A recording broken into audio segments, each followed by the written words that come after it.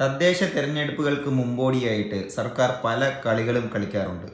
അതിലൊരു കളിയാണ് ഈ കഴിഞ്ഞ ദിവസം നടന്നത്.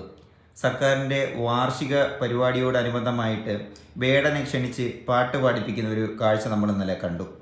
ഇതിൽ എന്ത് മനസ്സിലായെന്ന് വെച്ചാൽ, വേടനെ അറസ്റ്റ് ചെയ്തതോടുകൂടി തന്നെ കേരള സമൂഹം ഒന്നടങ്കി ഒന്ന് പ്രതികരിക്കുന്നതായിട്ട് നമ്മൾ കണ്ടു.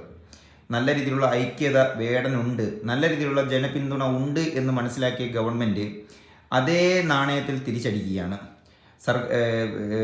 റാപ്പർ വേടനെതിരെ നടപടിയെടുത്ത പോലീസുകാരെ സസ്പെൻഷൻ ചെയ്യുന്നു. പിന്നീട് അദ്ദേഹത്തിന് വാർഷിക പരിപാടിയിൽ കൊണ്ടുവന്ന് പാടാൻ കയറ്റുന്നു. അപ്പോൾ ഒരേ സമയം സർക്കാർ തന്നെ അദ്ദേഹത്തിനെ ക്രൂശിക്കുന്നു, ആ സർക്കാർ തന്നെ അദ്ദേഹത്തിനെ വെളുപ്പിക്കുകയും ചെയ്യുന്ന ഒരു ചടങ്ങാണ് ഇവിടെ നടന്നു പോകുന്നത്. ഇതിലിപ്പോൾ എന്ത് മനസ്സിലായി? ഞങ്ങൾ സർക്കാർ ഗവൺമെൻറ്റിന് ഇതിലൊരു പങ്കുമില്ലേ, ഞങ്ങൾ പാവങ്ങളാണ്, ഞങ്ങൾ എല്ലാവരും സംരക്ഷിക്കുന്നവരാണ് എന്നുള്ള ഒരു വകുപ്പായി. ആദ്യമേ ഇതുപോലുള്ള അന്വേഷണം, ആദ്യമേ കഞ്ചാവ് കേസായിരുന്നു. ആ ഒരു കേസ് വരുമ്പം തന്നെയാണ് ഈ പറയുന്ന വനപാലകരുടെ അടുത്ത് നിന്നും ഈ പുലിപ്പല്ലിൻ്റെ കേസും കൂടി കയറി വരുന്നത്.